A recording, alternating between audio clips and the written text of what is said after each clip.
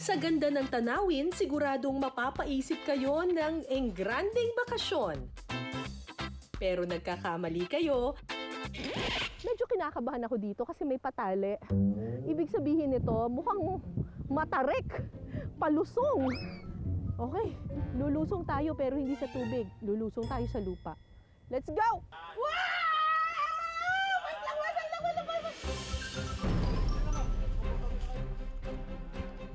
Hello! Nakita ko na ikaw! Ang hirap mong kunin!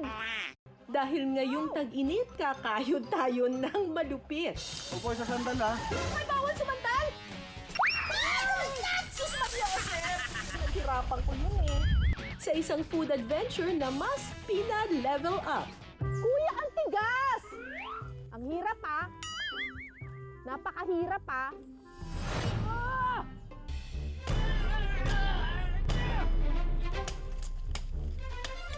Ang tagal mo maputol! Siyempre, damay-damay na sa hirap. Surfer tayo yan ka, surfer! Ah! Dahil makikisali rin ang komedyanteng si Tuesday Vargas. Challenge dito, hindi yung pagkuwanan na to, yung parang kalahating libing. Pasok na yung lupa. Pero okay lang yan dahil meron namang reward. Ang mga pagkain kasi din siguradong mas pinasarap. Sarap! Okay yung pagkakaluto nila ha. Saktong-sakto lang yung tamis. Pwede pa lang ilagay yung kaong. Sa ginataang bilo-bilo. Sarap. Tapos yung ubod. Panalo rin. Ano, tara? Let's beat the heat sa ating Batangas Summer Feast. Hindi lang sa dagat kilala ang Nasugbu, Batangas. Meron din itong malawak na agricultural lands at ang pupuntahan natin ngayon ay isang farm na nagtatanim ng kaong. Yes, kaong. Ito yung usually minatamis na nilalagay sa taas ng halo-halo pero dito daw sa Batangas, may iba pa raw silang luto sa kaong. Pero bago yan, kailangan kumuha muna tayo ng kaong. Let's go! Karaniwang inaabot ng 10 taon bago mamunga ang kaong. Monocarpic ang punong ito, ibig sabihin isang beses lang itong namumunga sa buong buhay niya. Kapag natapos ang cycle ng pamumunga, hindi na ito nasusundan. Medyo kinakabahan ako dito kasi may patali. Ibig sabihin nito, mukhang matarik, palusong. Okay, lulusong tayo pero hindi sa tubig. Lulusong tayo sa lupa. Let's go!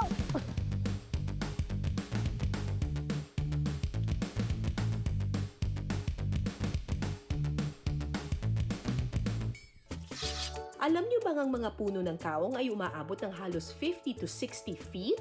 Kasing taas lang naman yan ng gusaling may 5 palapag. At dahil mataas ang aakyatin, safety first tayo. Hawak ko ang buhay ko. At hawak ko ang beat. Sarap.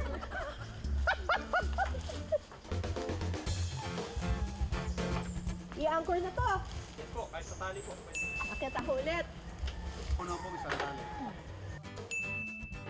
Kaya ba ako nitong kahoy na to, Jo? No! Yan.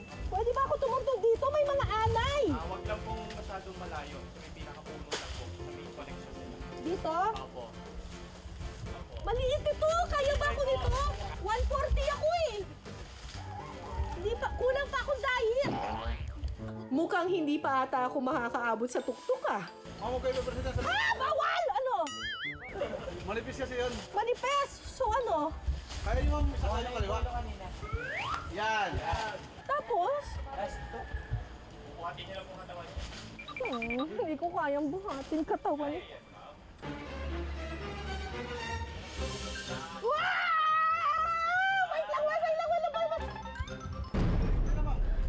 Wait lang. Upo sa sandal ha. May bawal sumandal! Tuyo po yung kabila. Hindi ako makatayo. What? Hello?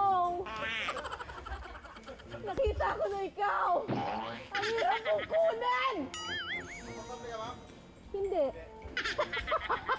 Teka, dapat ba nandito ako sa kabila? Oh Lord. Okay. Sige ma'am, pahinga muna. Recover lang po. Pwede bang next time aratilis naman kunin natin?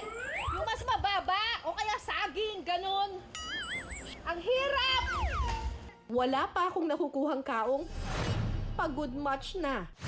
Parang gusto ko na lang tuloy ulit lumusong.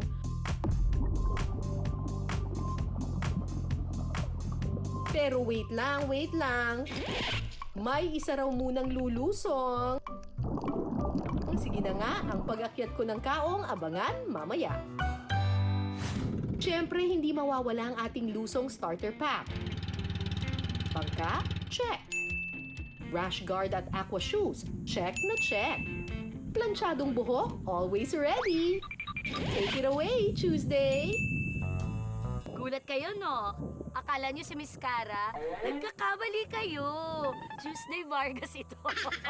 Ako muna ang lusong princess ngayon, huwag kayong magulo dyan. Dahil summer dito nga sa ating palabas, dinala nila ako sa Kalatagan. At mangunguha tayo ng kuyog. Hindi yung pagka masyado ka maganda, tapos pinuta ka na maraming tao. Kuyog yun, iba yun. Kuyog, ayun. So, manghahanap tayo dito ng mga lamang dagat para meron tayong lunch.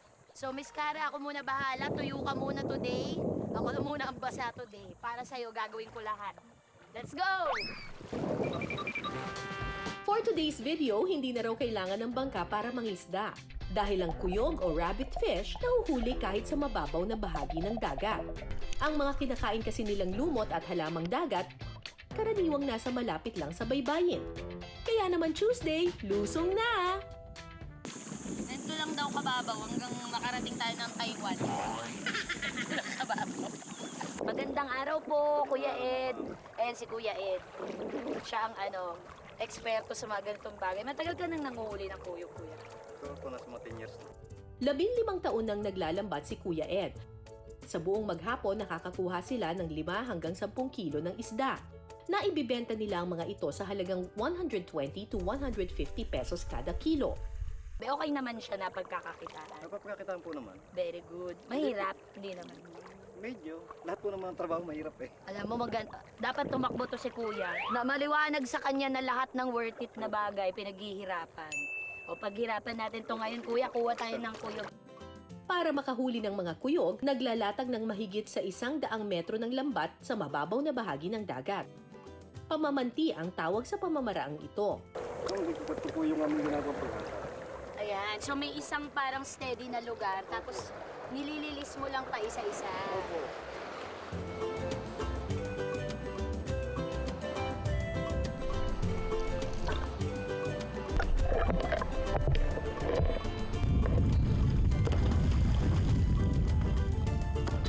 So ngayon guys, dito tayo at nagtitimbog kasi binubulabog na agad yung bahay ng mga isda.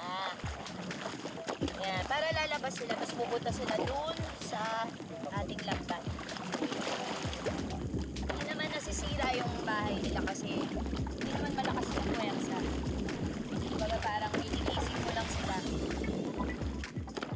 Pagkatapos ng ilang minutong pagtitimbog, may nahuli na kaya kayo Tuesday? Tignan natin kung anong naghanap. Successful ba tayo o hindi? Tignan natin Sana po kung para po mas maganda pa po para sa ating pong pag-harvest.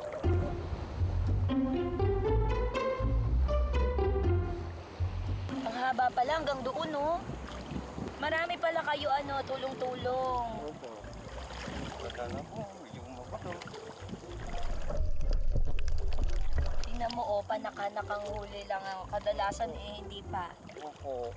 Tsaga-tsaga lang po. Para sa pamilya. Tama. Tapos ilang beses nyo yan ginagawa, Kuya, na naglalambat kayo? Paulit-ulit lang. Opo. Ito po yung kuyo. Ooh, ang ganda ng kulay niya pala, parang may stripes na. Parang masarap ipaksiw ah. Parang yan yung naiisip ko. Guys, alam nyo ba, malapit na kami sa dulo nung lambat. Nakakailan pa lang kaming isda. Tignan mo nga naman, oh. Tuwing kakain kayo ng isda, mas magkakaroon kayo ng malalim na appreciation sa isda. Kung malalaman nyo kung gaano kahirap hulihin. Isa pang mahirap na trabaho, hindi lang si Kuya. Pati ikaw. Nagka-camera ka ng patalikod. Oh, guys, oh. Nakahuli kami! Congrats Tuesday at Kuya Ed! Good job! Ang dami nating ginawa, ang dami nating pagod, eto ang huli natin. Pero titignan natin kung talagang masarap ito. Lulutuin natin to mamaya, abangan nyo. Ang mga nahuling kuyog, diretso na sa kusina. Kasama natin ngayon si Ma'am Mildred. At ano po itong gagawin natin, Ma'am? Sweet and sour po tayong kuyog. Konti lang na mantika. Ayan. Piprito po muna natin, ma'am, ang kuyog. Sige po. Tago sa likod niya. Sabang nag-aantay, magchichismisan muna kami. Sino po ba ang pinaka-chismosa sa Kalatagan? Ito yung ano po sa akin. Ayan, naprito na namin ni Mami Mildred yung ating mga kuyog. Ngayon gagawin na natin yung sauce ng sweet and sour. Sabi nga nila, anong uunahin? Bawang, sibuyas, unahin mo sarili mo. Una munang igigisa ang luya. Para ma'am lumabas yung ano niya, Maganda ang luya pag malansa ang pagkain, nakakaalis ng lansa. lansa. Sunod na igigisa ang bawang, sibuyas at carrot. Carrots kasi yun yung pinakamatigas sa mga gulay, kaya isa siya sa mga una. Tapos bell pepper, Maya, ma'am niya. Gusto ko ngayon na, impatient. Pagkatapos, titimplahan ito ng ketchup, tomato sauce, paminta, asin, pampalasa, suka, at asukal. Para mabalanse yung alat, asim, at tamis. Kasi nga sweet and sour. Kaya ma'am, ilagay na natin ang seed. Ayan, bell pepper yung Bell pepper. pinakahuli. Or sabi nga ni Anne, capsicum. Ano capsicum? Maya-maya pa, pwede nang lantakan ng sweet and sour kuyog. Eto na ang ating nalutong sweet and sour na kuyog. Gawa ni Ate Mildred. Mukha palang masarap na. Eto, excited na ako. First time ko itong matitikman na. Sabi ni nanay, malasa daw itong isdang to.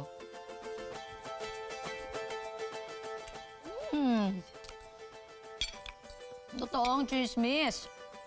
Malasa. Tikman natin ang kasama yung mga gulay-gulay. Sarap. Maliit lang yung isda pero punong-puno ng lasa. Ang puno ng kaong ay madalas na matatagpuan sa mga riverbanks kasi ito raw yung nakakapag-prevent ng soil erosion. Grabe namang riverbank ito, napakalalim.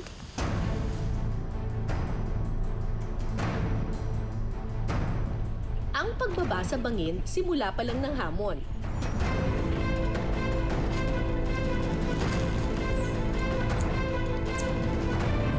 Dahil pagkatapos ito, kailangan pang umakyat ng puno para makuha ang bunga.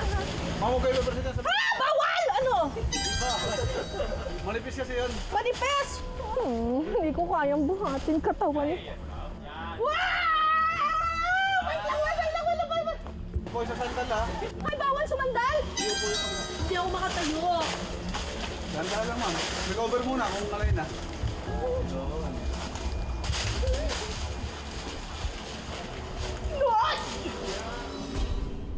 Hello! Nakita ko na ikaw! Pwede bang next time aratilis naman kunin natin? Yung mas mababa o kaya saging, ganun. Okay, karit na! Sa pagkuha ng kaong, gumagamit ng karit para isa-isang putulin ng mga balaybay o bungkos ng mga kaong. Oh, sige, ang hirap. Paano gagawin yun? Bibiglain? No! Yeah! May nakuha ko isa! Teka lang, ang hirap eh. Minamalas pa ata. Pati sa pagkakarit, hindi effective ang diskarte ko. Paano ba? Kuya, ang tigas! Yun! Isa, May nakuha akong isa.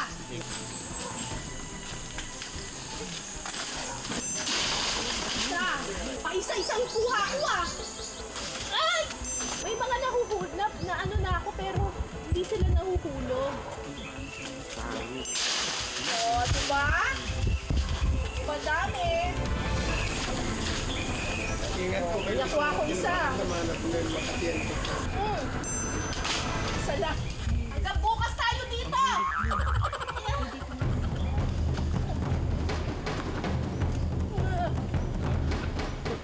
Ang hirap! Ang tigas! Akala nyo lang madali pero mahirap! Yun! Yun pala! Aray! Parang mapapaanak ako dito ah! Yeah, yan ang delikado, ma'am. Yung natamaan yung laman. Makati yan. Okay. Natamaan ko na siya. Opo, wag po kayong magpapatinabsik niya sa mukha. Makati. Huwag magpapatilamsik. Opo. Kasi ano mangyayari? Makati po yan. Ang hirap. Sakit na ng kamay ko. Ha! Ay, aray. Yung maraming bunga, ma'am. Ha? Yung marami. Saan banda? Ito? Opo. Bandang baba pa po. Malaki ang tangkay dyan eh. Yan. Ah! Hay! Hay! Yeah! Yan. Yun. Ay! Nalaglag! Sus Mariosep! Naghirapan ko yun eh. Pagkatapos manguha, challenge na naman ang pagbaba. Paano bababa dito? Pasak lang po ulit, ma'am. Pasak lang. Yan. Sige po. Konti pa. Yan. Okay na. Yun na oh! Yun na oh! Yun na oh! Hagdanan na oh! Safety na! Yesterday! Okay, thank you Lord. Thank you. So, ito na yung mga nakuha kong kaong, ang konti. Sorry po. Ang hirap kasi talaga. Kapag kinuha mo yung isang bunga ng kaong at hiniwa mo siya, ganito yung laman niya. So, sa bawat isang bunga ng kaong, merong 2 o kaya 3 parang jelly. Ito na ngayon yung ginagawang minatamis. So, ang gagawin nila dito, kukunin nila, dudukutin nila yung bawat isa, ilalagay nila ngayon sa tubig, ibababad nila para mag-expand siya. Tapos yun na yung gagawing minatamis. Ang minatamis na kaong, special ingredient daw sa go-to merienda ng mga Batanggenyo. Ang ginataang bilo-bilo.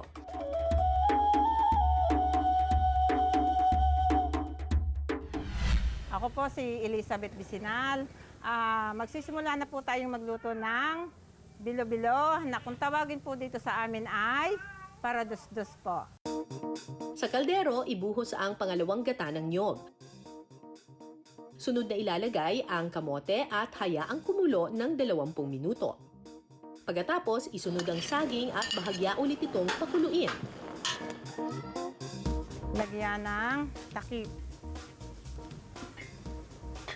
Kailangan na po natin siyang gamitan ng kakanggata. Sunod na ilagay ang galapong o glutinous rice dough. Tapos po, kinakailangan po natin siyang haluin para po siya hindi magdikit-dikit. Hahaluan pa ito ng langka at gatas. Lalagay na po natin itong ating kaong na pampasarap po sa niluto nating bilo-bilo. Timplahan ito ng asukal.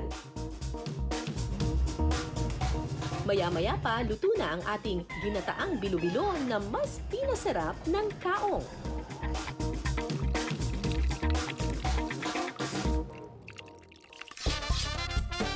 Ginataang bilo-bilo na may kaong.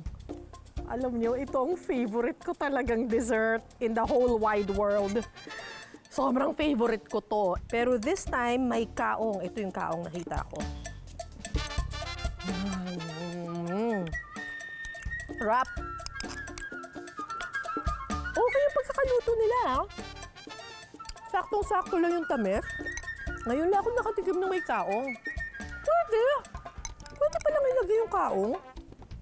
Sa ginataang bilo-bilo. Hanapin ko nga yung mga kaong. Tsaka okay yung kaong kasi nakakapagbigay siya ng dagdag na tamis at saka ng added flavor. Sarap.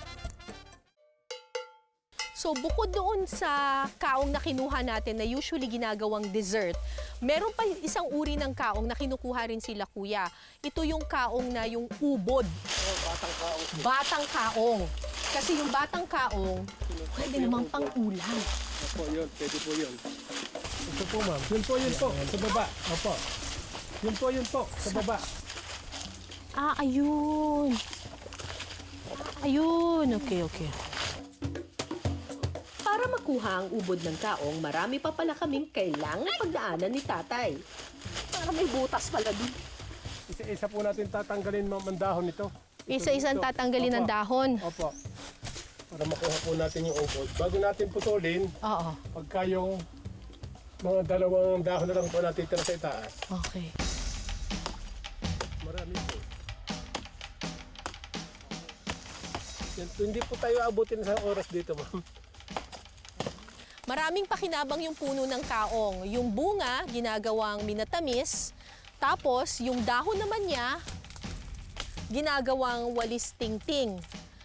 Meron ding bulaklak yung puno ng kaong at yun naman yung ginagawa nilang suka. Tapos, alam nyo ba na ultimo yung kanyang bunot? Ito, actually ang tawag dito ay hindi bunot kundi yunot.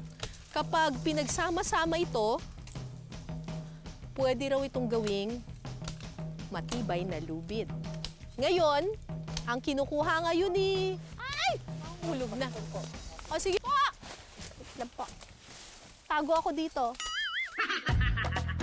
Pati pala ubod ng kaong, pahirapan din ang pagkuha. Last two. Dito po natin sa bandang ito puputulin siya eh.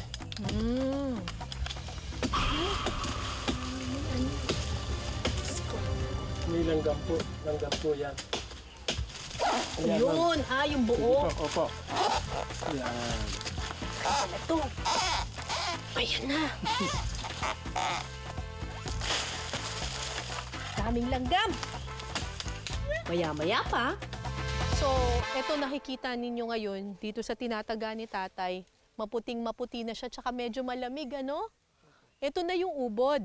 Mula dito hanggang dito, pwede raw mapakinabangan. Usually ginagawa raw nilang lumpia o kaya ginagataan nila. Itong ganito kalaking ubod, siguro daw mga 20 katao mapapakain. Ayan na. Eto na, ang ubod. sa wakas, nakita na rin namin ang ubod. Dahil ubod ng pagod na rin si tatay, ako naman ang magtatagpa. Ayan na, teka, ayan na. Sundudin ko na lang.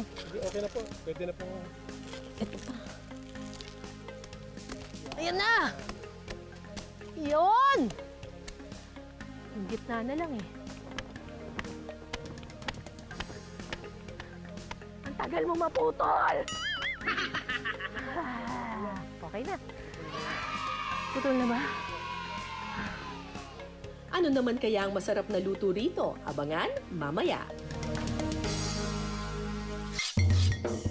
Samantala, ang ating lusong princess for the day na si Tuesday humihirit. Game pa raw siya sa isa pang lusong challenge sa Kalatagan. Bukod sa mga isda, masagana ring nakukuha rito ang mga lato o sea grapes. Sige nga Tuesday, pakitaan mo pa kami ng lusong skills mo. Okay, nandito tayo ngayon sa sitio Bukang Liwayway kung saan meron silang mga fish pond na nagkukulture sila ng lato o kaya yung seaweeds na ginagawa nating side dish ng mga prito-prito, ihaw-ihaw. So ayan, maghahango tayo ngayon. Tara, samahan niyo kami. Tay! Wait!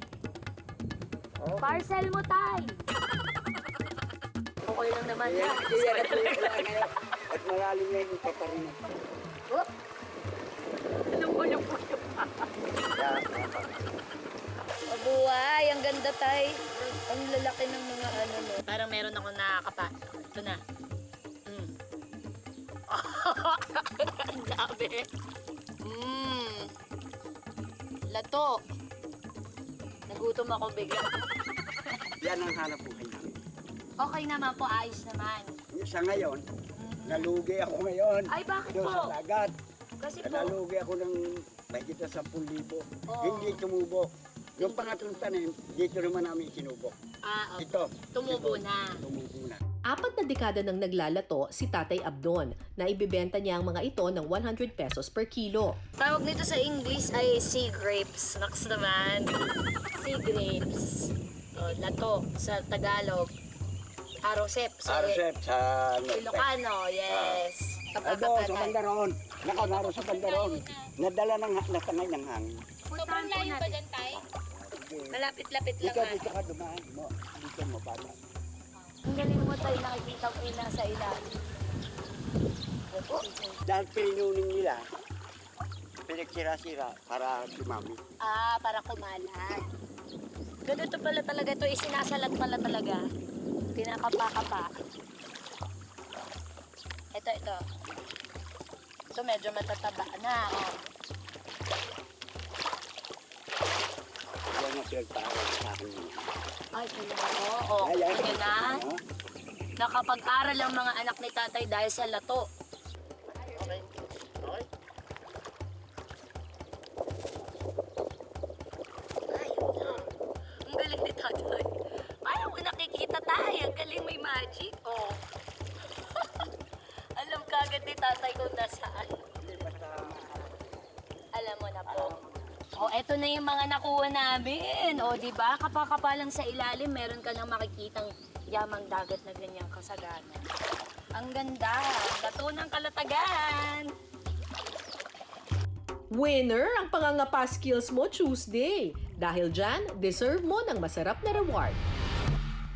Ang mga lato, perfect gawing ensalada at i-partner sa pritong isda. Sa mainit na kawali, iprito ang isda. Habang inaantay po nating maluto yung pinirito, magagawa po tayo ng insiladang lato. Sa isang bowl, paghaluin lang ang lato, kamatis, sibuyas, bawang, kalamansi at sili. At sa patimpla nito ng paminta. Ito pong ating insiladang lato, perfect po talaga ito sa piniritong isda, kahit ano pong isda. Ensaladang lato? Check! Hahanguin na po natin ang piniritong isda. Pritong isda? Check!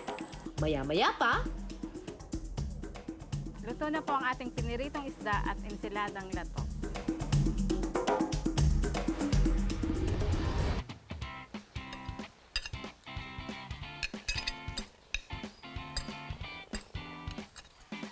Gusto kong kunin lahat. Ang lalaway na ako sa sobrang sarap. Kain.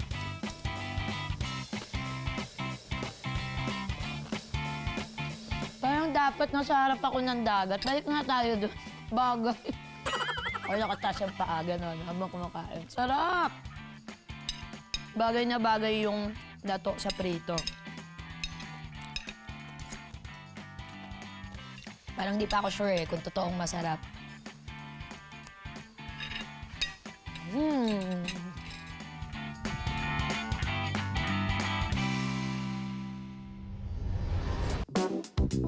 kung nasarapan ka riyan Tuesday, mapaparami rin ang kain mo sa dish na ito.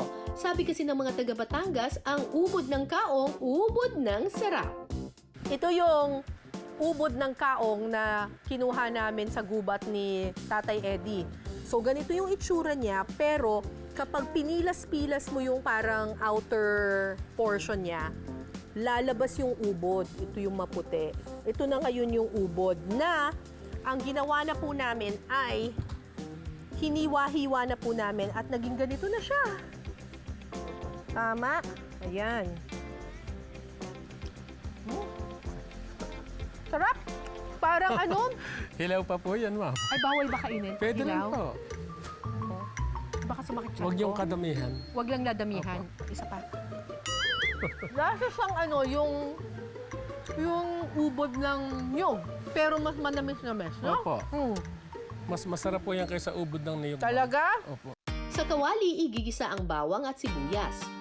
Kalain mo yung kaong, hindi lang pala siya pang dessert. Pwede rin siyang pang ulam. Pwede po. Makati sa dila. Ah, Medyo makati sa dila. pagka po yung hilaw, pero pagluto po yan, hindi na. Kumakain kasi ng hilaw eh. Makati sa dila. Huwag pong kumain ng hilaw na ubod ng kaong. Huwag niyo po ako gayahin. Ubod ng takaw lang po ako, pati hilaw kinain ko. Ay, Diyos ko. Sunod na ilalagay ang manok at bahagyang igisa. Pagkatapos, haluan ito ng tubig. Timplahan ito ng paminta at asin. Ito po ay pakukuluin natin Opo, hanggang sa pakukuluin maluto po. ang... Pagka yung half cook na po, Half cook, oo. ilalagay po natin yan bago tatakipan po natin. Hindi po natin pwedeng haluin yan hanggat hindi luto mamaya. Ay, bakit? Pag nakalagay na po yan, bakit? para po hindi siya makati sa dila. Ha? Pag hinalo, kakate. Opo, yan po yun. Yan po, secret niyan. Yung pala ang secret. Oh, tandaan nyo yan ha. Pag magluluto kayo ng ubod ng kaong, pag nilagay nyo na siya, huwag nyo nang hahaluin. Takpan hanggang sa bahagyang maluto ang manok. Baka half cook na yan, kuya. Sige po, tanggalin na po natin. Yung hulog na po natin ang... Hulog. Opo, Ihulog ko na to. Opo. Hindi kumasi. Oh, tamang kasya. Oh, wag hahaluin! Opo, akin po lang kinukuha. Hindi po, okay lang po yan. Lalagay na po natin yung mga ingredients. Hindi po kakatiyan. Timplahan ito ng ketchup, tomato sauce, pampalasa at liver spread. Sunod na ibuhos ang kakanggata o unang piga ng niyog. At sa kahayaan itong kumulo.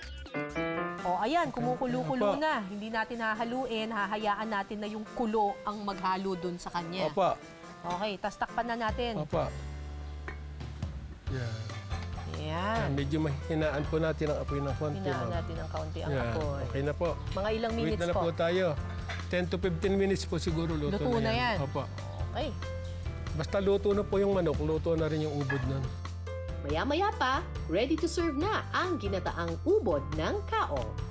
Eto na po, luto na ang ating ginataang ubod ng kaong na may manok. Opo. Alright. Bango.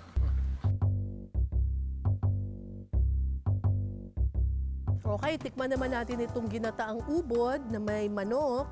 Kakaiba yung recipe na to kasi may gata. Pero may pagkakaldereta rin siya kasi meron siyang tomato sauce tsaka meron siyang liver spread. Okay, tikman natin itong manok.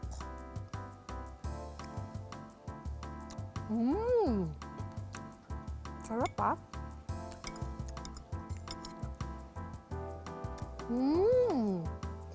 Okay din yung ubod ah. Sarap. Nung una, nung niluluto ni tatay, parang hindi ako medyo diskumpiyado ako. Sabi ko parang hindi bagay. Pero, bagay. Masarap siya. Tapos yung ubod, panalo rin. Malinamnam. Sarap. Kung summer getaway ang hanap, tiyak na hindi pa huhuli ang Batangas. Pero ang yaman ng probinsya, hindi lang sa dagat makikita. Sagana rin ito sa iba't ibang pananim. Ayan na, teka, ayan na. Ayan na! Yun! Ang hirap! Ang tigas! Pabigla na. Akala nyo lang madali pero mahirap! Mga biyayang bunga ng pagsisikap at tiyaga. At mas pinasarap ng mga lutuing sulit dayuhin. Hanggang sa susunod nating kwentuhan at salo-salo, ako po si Cara David. Ito ang pinasarap.